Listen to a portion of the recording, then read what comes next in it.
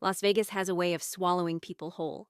The flashing lights, the endless hum of slot machines, the clinking of chips.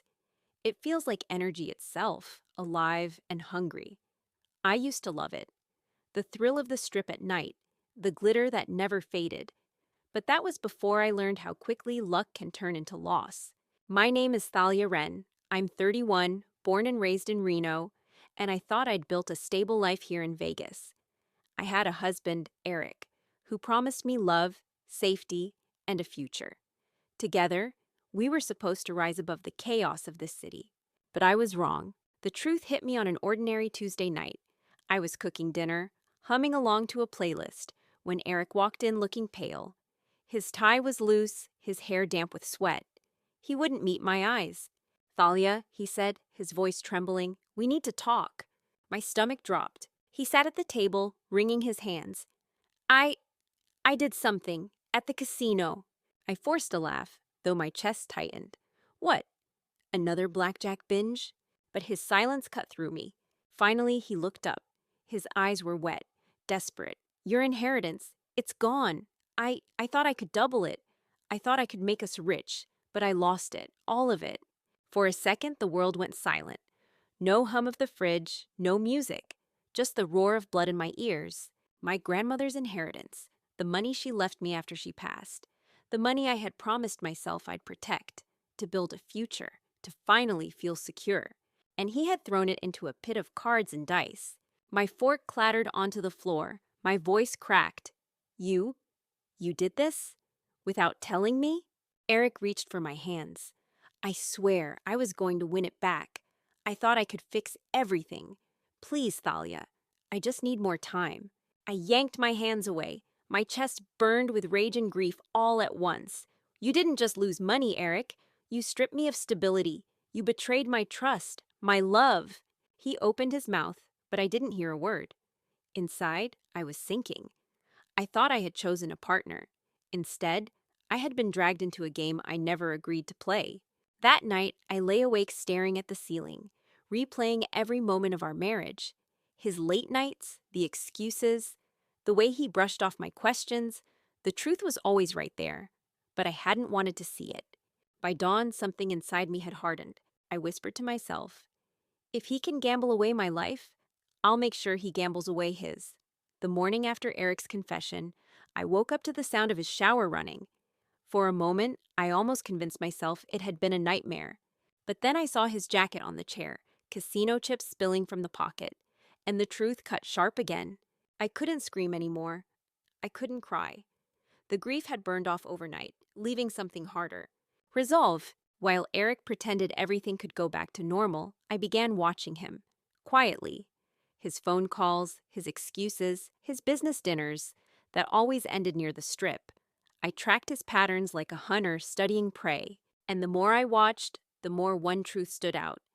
Eric wasn't just addicted. He was arrogant. He thought he couldn't lose forever. That arrogance would be my weapon. I started spending time in the casinos myself, not to play, but to study. The carpet patterns, the layout of tables, the faces of dealers. I slipped into the background, invisible among the tourists, listening, observing. There was one casino he favored above all, the Mirage. Its neon palms lit up the desert night like a beacon, and he worshipped it like a temple. That would be where it ended for him. One evening, I sat at the bar overlooking the blackjack tables, sipping club soda while I watched. Eric was at his usual seat, laughing too loud, betting too big, pretending he was untouchable. But I wasn't looking at him. I was watching the dealer, watching the shuffle, watching how the system worked. Casinos are built on control, but like any system, they have cracks. I just needed to find them. Clara, an old college friend who worked in IT for another casino, became my unlikely ally. Over coffee one night, I told her enough of the truth to get her intrigued. "You want to, what, beat him at his own game?" she asked, eyebrows raised. "No," I said, leaning forward. "I want to make him think he's winning until the house takes everything." Her lips curled into a slow grin. Dangerous, but I might know a way. My pulse quickened. For the first time since the betrayal, I felt something close to power. The words card prediction software, sat on the napkin like a spark waiting to ignite. I stared at it, my pulse racing. Clara, are you serious? That's illegal. She shrugged, sipping her coffee. So is what Eric did. Stealing from you? Gambling away money that wasn't his? If you're going to take him down, you need an edge. And trust me, casinos aren't saints. They're just better cheaters. I leaned back, conflicted. My whole life I had played by the rules, but rules hadn't saved me. Rules had let Eric gut my future without consequence. Maybe it was time to break them. Over the next week, Clara showed me the basics.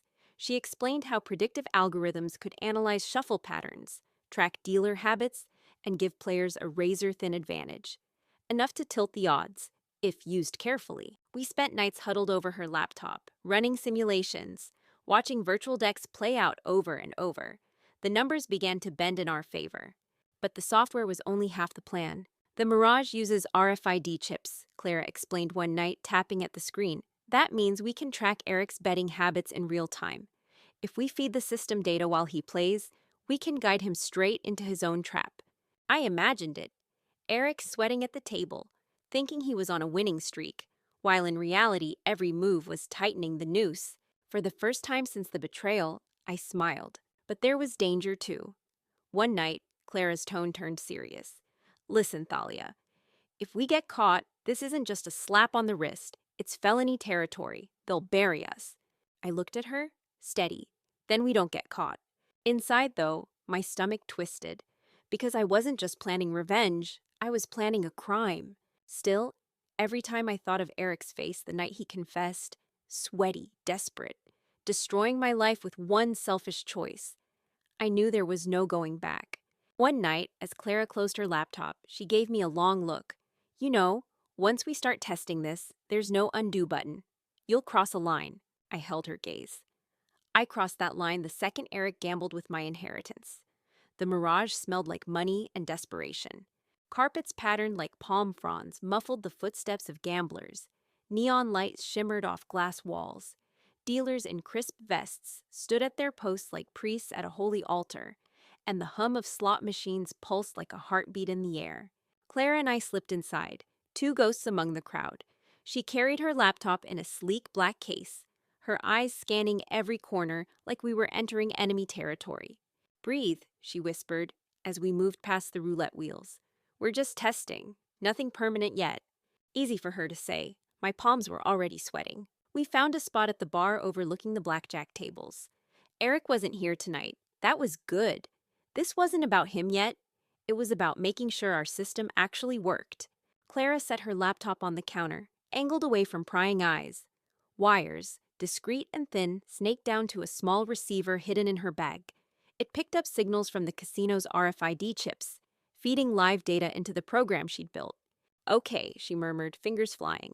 Table 3. See the guy in the blue shirt? He's betting big. I followed her gaze. A tourist, maybe mid-40s, grinning as he slapped down chips. Watch this, Clara said. On her screen, a stream of numbers and probabilities scrolled. Dealer shuffle pattern. Likely outcomes. If he keeps following instinct, he's about to walk into a losing streak.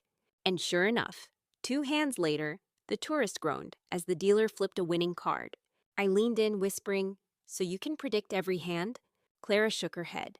Not every hand, but enough. The point isn't to guarantee wins. It's to lure someone deeper, to make them believe the house is on their side. Then, when the moment's right, she mimed snapping a trap shut. A shiver ran down my spine. This was real. This could work. But then, a voice behind us. "Ladies, enjoying the show?" I stiffened. A security guard in a black suit stood there, eyes sharp. Clara's laptop screen glowed faintly, damningly. I forced a smile. Just watching the tables. My husband loves this place. The guard's gaze lingered a moment too long before he finally nodded and walked away. Clara exhaled shakily. That was close. I downed the rest of my soda, heart pounding. We need to be careful. Clara smirked faintly. Careful doesn't bankrupt Eric. Risk does. For the first time, I felt the edges of the trap beginning to tighten. Not just around Eric, but around me. Eric wasn't supposed to be here tonight. My chest tightened as I watched him stroll across the casino floor, laughing too loudly, his arm draped over one of the men with him. He looked like a king in his court, basking in attention, flashing his smile as though he hadn't just gutted my future weeks ago. Beside me, Clara whispered sharply, "We need to leave. You're not ready. The system isn't ready." But I couldn't take my eyes off him. Every laugh, every careless gesture. It was gasoline on the fire burning in my chest. "What if we tested on him now?" I murmured. Clara turned to me, eyes wide. "Are you insane? If something glitches, if security catches even a whiff—" "I don't care," I hissed. "He's right there." Eric settled at his usual blackjack table. His friends ordered drinks, stacking chips like they were building a fortress. The dealer greeted him by name. That stung most of all. He wasn't just a gambler here. He was a regular, a man respected for losing fortunes. Clara exhaled through her nose, frustrated. "Fine, but we play it soft. No big swings. We just see if the system can track him." She set her laptop back on the bar, fingers flying. On screen, Eric's bets appeared in real time. Every chip tagged and logged. Numbers scrolled, probabilities shifted. "Okay," Clara muttered. "The program predicts he'll win this hand if he hits. Watch!" I leaned forward, heart racing. Eric tapped the table for a hit. The dealer slid him a card, a 21. Eric cheered, slapping his friend's back. My nails dug into my palm. He thought he was winning. Clara smirked. "Good. He trusts the table. Now let's see what happens when the odds turn."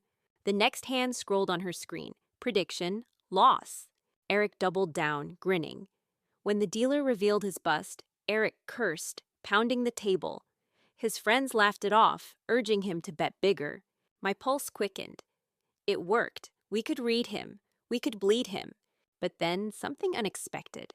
A second security guard drifted past, his eyes sweeping the room. His gaze lingered on us for just a beat too long. Clara snapped her laptop shut. "That's it. We're done for tonight." I wanted to argue. I wanted to stay, to watch Eric spiral deeper. But the guard's eyes were still burning into the back of my head. We slipped out into the neon night, the strip buzzing around us. Clara sighed. "That was reckless." I stared at the lights, my hands trembling. Reckless or not, it worked. He's beatable. After that night, there was no turning back. Clara and I spent days refining the system, smoothing the glitches, tightening the code. Her apartment became our war room, laptops glowing into the early hours, coffee cups stacked like monuments to obsession. "Look," she said one night, spinning the screen toward me. The software replayed Eric's last bets at the Mirage. He falls into the same traps over and over, doubles down after a win, chases losses like they're personal insults. He's predictable. I stared at the numbers. Every flaw in his personality laid bare, mapped into data. My husband wasn't just weak. He was an equation, and equations could be solved. Meanwhile, Eric acted like nothing was wrong. He kissed my cheek in the mornings, talked about weekend plans, even brought me flowers one night, cheap, wilted daisies from a gas station. I looked at them and thought, "These cost $5. You burned $50,000. But I smiled anyway, let him think I was still his dutiful wife. Because in truth, I was already building his coffin. The first real test came on a Friday night. Eric went to the Mirage again, strutting like a king, his friends at his side. Clara and I followed quietly, blending into the crowd. Her laptop hummed as numbers danced across the screen. "He's hot tonight," she whispered. "Winning streak, let him ride it." I watched as Eric laughed, chips piling in front of him. He looked untouchable. And then Clara tapped the screen. "Now, watch." The prediction shifted, loss ahead. Eric doubled down again, grinning at his buddies. The dealer's hand swept the table clean. Chips gone. He slammed his fist down, his smile cracking. His friends cheered him on, telling him to bet bigger. And he did, over and over. Every time the system said loss, it was right. Eric's arrogance fed the fire, each bad hand dragging him deeper.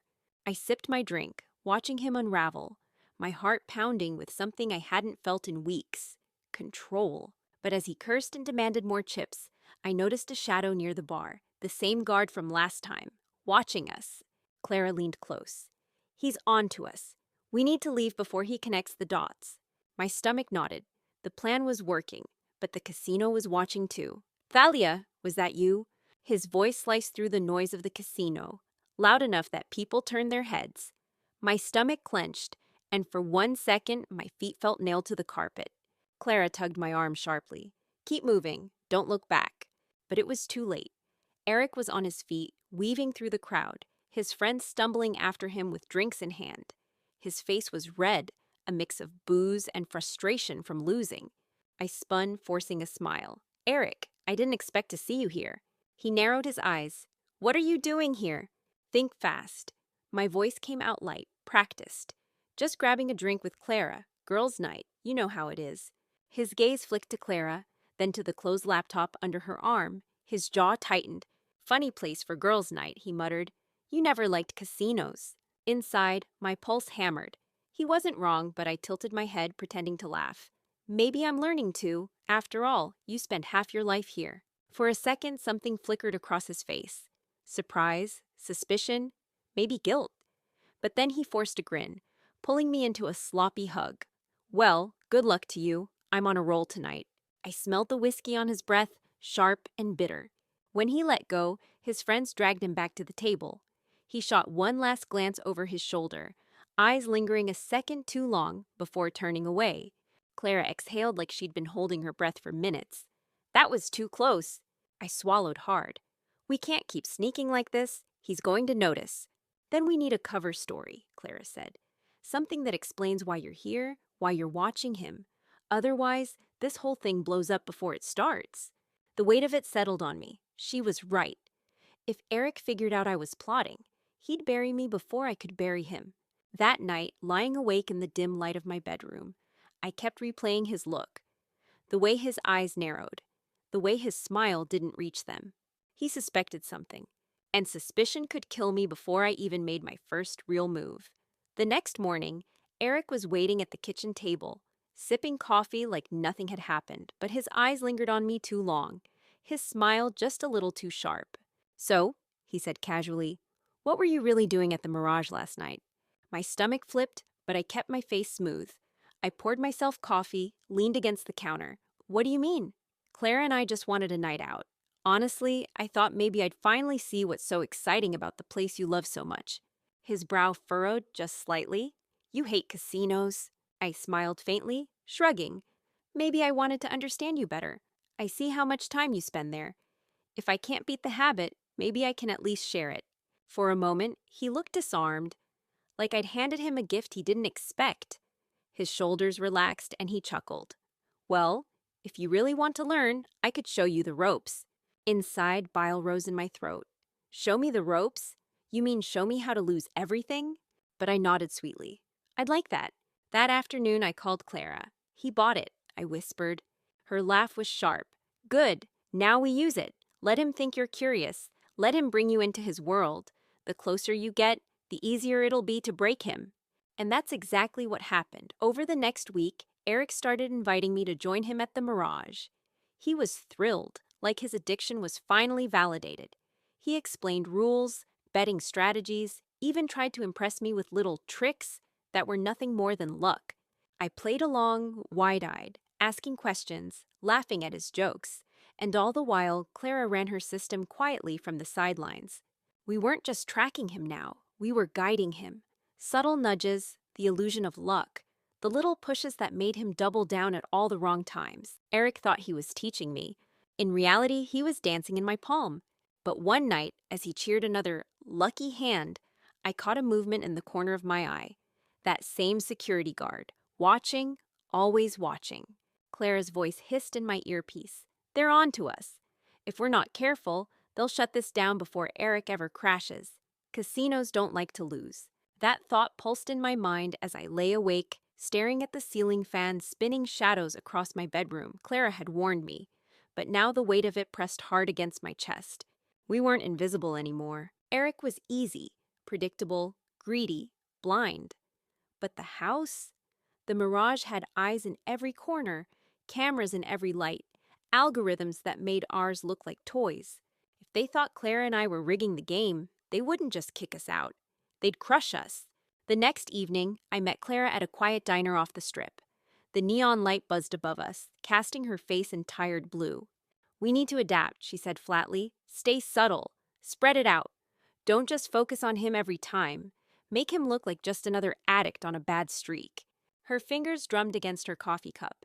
If the house thinks it's random, they won't sniff us out. I nodded slowly. So we make Eric disappear in the crowd of losers. She smirked. Exactly. The plan worked, at least at first. Over the next few nights, Eric bragged to me about his luck, while Clara made sure those wins were small enough to hook him deeper. Then, just as quickly, the losses would roll in. He blamed the dealer, the cards, even his friends, never himself. I smiled, nodded, pretended to believe. Inside, every chip he lost felt like a piece of my inheritance crawling back to me. One step closer to justice. But paranoia was creeping in. Every time I caught that security guard's eye, my skin prickled. Once, I swore I saw him jot something down. Then, one night, as Eric stormed off to the bar to drown another loss, the guard brushed past me and whispered low, just for me to hear. You're not as clever as you think. My blood froze. I couldn't shake his words. You're not as clever as you think. They echoed in my head as I drove home, the Las Vegas Strip flashing neon ghosts through my windshield. Clara texted me, safe? And I typed back a quick yes. But inside, I was unraveling. That guard wasn't bluffing. The mirage wasn't just watching me. They wanted me to know they were watching. The next morning, I tried to act normal, made eggs, scrolled through my phone, even laughed when Eric swaggered into the kitchen bragging about a lucky streak that wasn't luck at all. But every smile felt thin. Every second, I waited for a knock on the door, for someone in a tailored suit to drag me into a back room where cameras had already written my fate. Clara wasn't rattled. Over lunch, she leaned across the table, voice low. They're testing you. Intimidation, that's all. If they had real evidence, we'd already be banned. Or worse. Her calmness both comforted and unnerved me. What if we're pushing too far? I whispered. She smirked. Then we push further. The closer we get, the more nervous they get. That's how you know it's working. But that night, lying in bed while Eric snored beside me, I wasn't so sure. My inheritance was gone. My marriage was a corpse. The only thing left was revenge. But if the house decided I was a threat, they could bury me deeper than Eric ever could. I stared at the ceiling, torn between fear and fury, and then I made my choice. If they wanted to play mind games, I'd play harder. Not just against Eric, not just against the mirage, against anyone who stood between me and justice. Walking back into the mirage felt different this time. Before, I'd slink through the doors with Clara at my side, hoping no one noticed. But that night, I walked in wearing a black dress that cut sharp lines against the neon, heels clicking across the marble like I owned the place. If they were watching, let 'em. Eric's face lit up when he saw me near his table. Thalia, look who finally enjoys the game. I smiled sweetly, leaning down to kiss his cheek. I thought I'd learn from the best. He puffed his chest, drunk on attention. His buddies whistled. He pulled a chair out for me, thrilled that I was finally part of his world. Inside, I wanted to laugh. This wasn't his world. It was mine now. Clara was at the bar, laptop disguised as a purse. A tiny nod told me she was ready. Eric started explaining bets again, his voice booming like he was the king of Vegas. I played along, wide-eyed and eager. Every card dealt, every chip stacked. Clara's system whispered in my ear through a hidden bud. Next hand, he loses. Sure enough, Eric slammed the table seconds later, cursing. His friends laughed, egging him on. I touched his arm gently, whispering, maybe double down, show them you can turn it around. He did, and lost again. The thrill coursed through me. This wasn't just revenge, it was theater. And the audience was blind. But I knew the house was watching too, so I put on my own show, pretending to lose small bets, letting dealers sweep away my chips, laughing at myself like some clueless beginner. To them, I was harmless, a wife indulging her husband's vice. Eric, though, he was the spectacle. Hours passed, his stack dwindled, his swagger cracked, his voice grew hoarse from yelling. Then, just as he shoved another desperate pile of chips forward, the security guard appeared again. He leaned against the far wall, arms crossed, eyes locked on me. My pulse spiked. But this time, instead of shrinking, I raised my glass toward him in a mock toast. His lips twitched, almost a smile. Eric was unraveling. Every night, he'd walk into the mirage with swagger. And every night, he'd stumble out broken, pockets lighter, ego bruised. And still, he couldn't stop. That was the genius of it. Clara's system didn't just predict his downfall, it engineered it. The more he thought he was in control, the faster he spiraled. I watched him drown, one hand at a time. But the casino was watching too. I could feel it in the weight of the cameras, the way dealers' smiles grew tight, the way that security guard seemed to materialize whenever I was near. Clara kept whispering reassurance. Relax. You're just a wife humoring her husband. They won't touch you. But her eyes betrayed her. She was nervous too. One night, Eric lost so badly, he stormed out before his friends could catch up. I followed him into the humid Vegas night, his anger boiling over. This city's rigged, he yelled, kicking a trash can. They're cheating me. I almost laughed at the irony. Instead, I softened my voice. Maybe you just need a new strategy, something smarter, something they can't predict. He froze, turning to me. You think you know better? I held his gaze. Maybe I do. That was the moment it shifted. Eric didn't just see me as his wife anymore. He saw me as a possible ally, someone who could help him beat the system. He didn't realize I was the system. The next weekend, he begged me to come back with him. He wanted me at his side, whispering advice, making him feel invincible again. And I played the role perfectly. Each hand he lost, each desperate bet, each drop of sweat on his brow. I fed him just enough hope to keep him tethered, then yanked it away at the worst moment.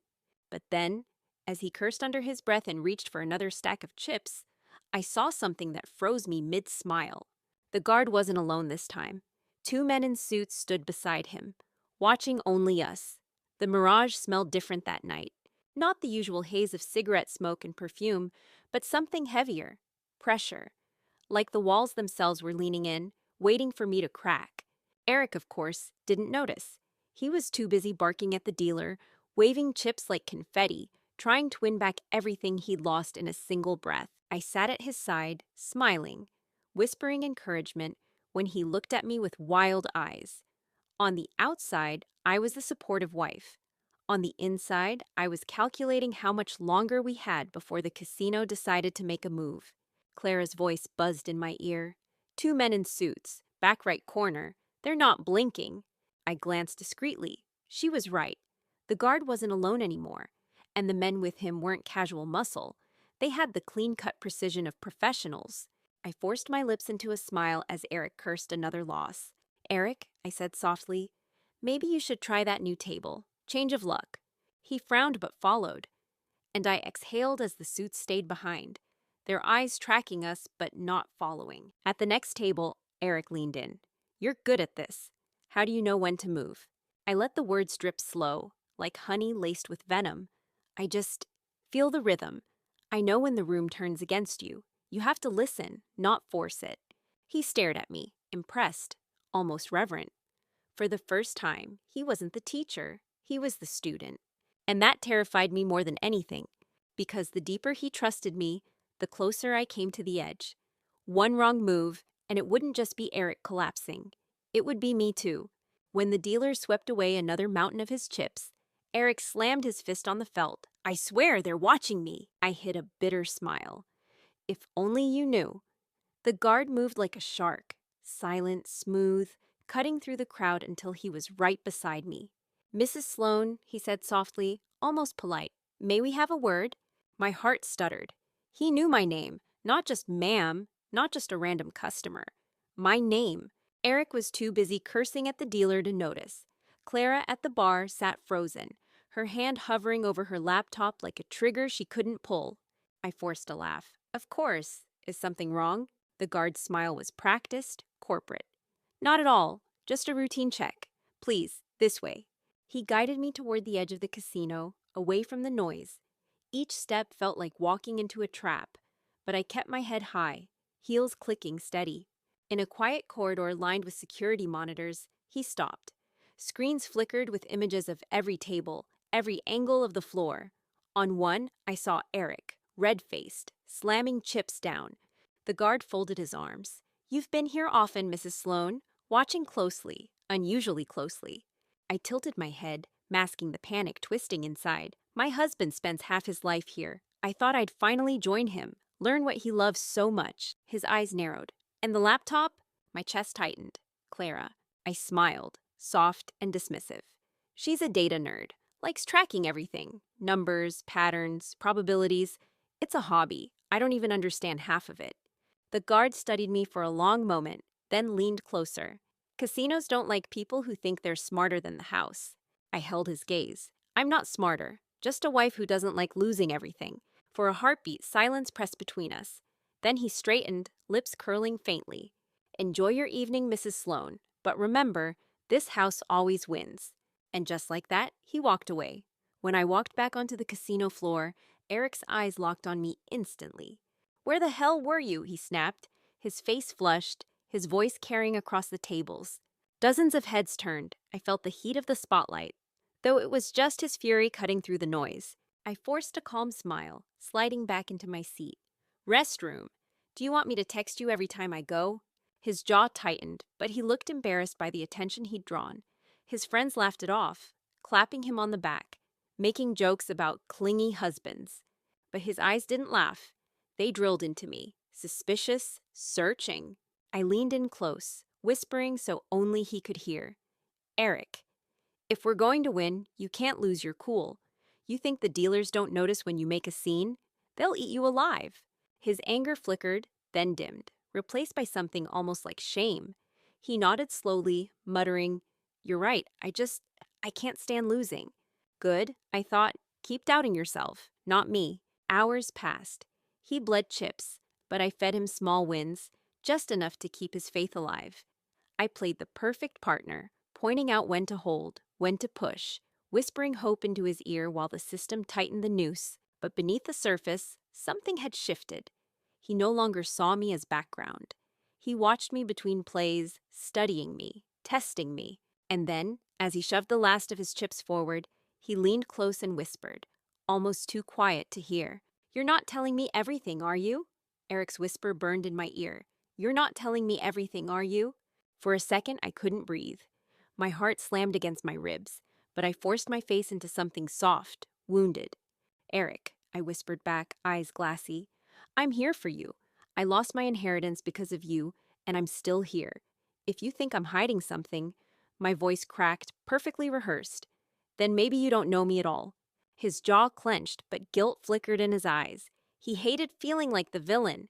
He wanted to be the hero, even when he was the monster. He muttered, I didn't mean it like that. I don't trust anyone right now. I touched his hand gently, like forgiveness. Then trust me. I'm the only one still standing beside you. And with that, the suspicion melted just enough. He leaned back, sighing, and reached for another drink. Inside, I exhaled relief. I'd bought myself more time. But the cracks were widening. He was watching me closer now, listening harder, questioning more, and the casino's eyes were everywhere.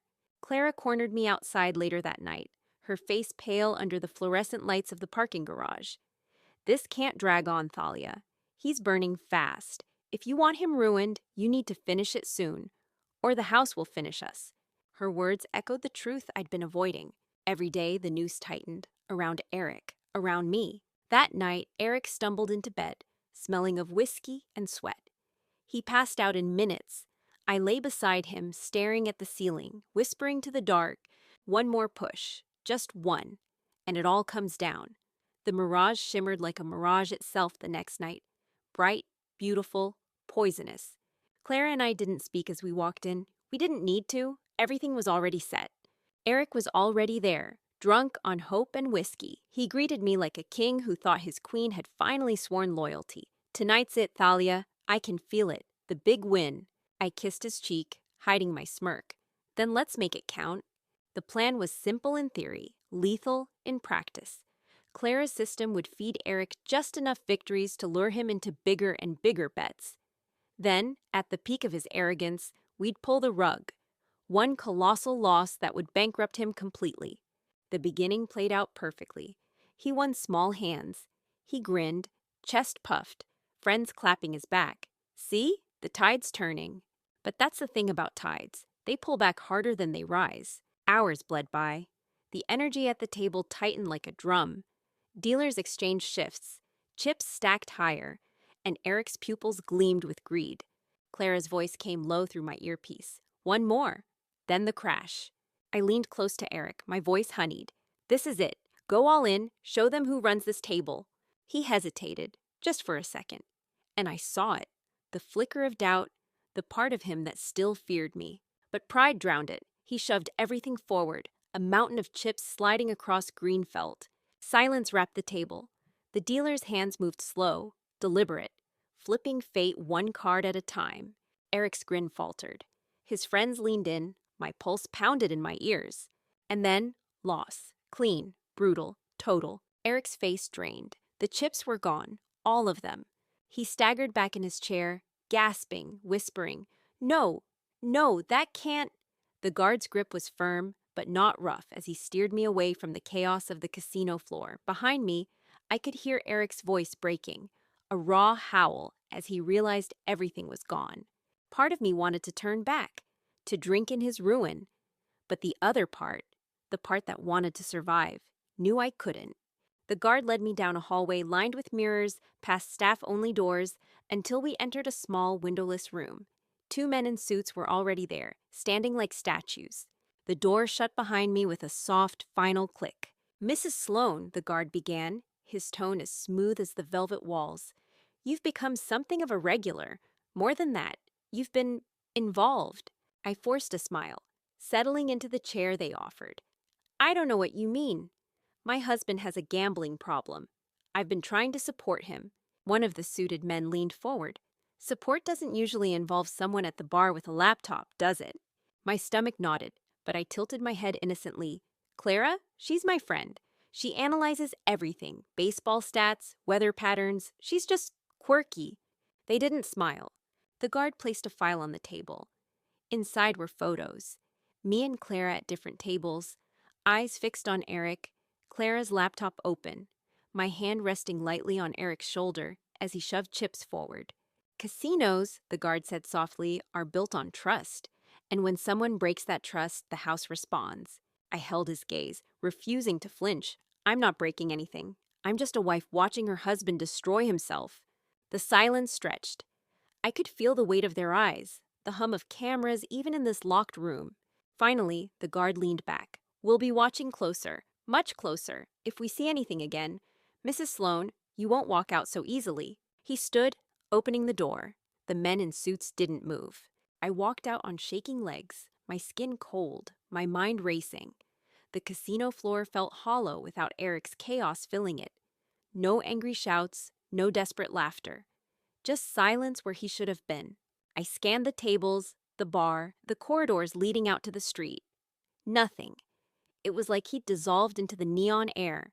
Clara found me near the entrance, panic etched into her face. "Where is he?" "I don't know," I snapped, my voice low. "He was here, and then gone."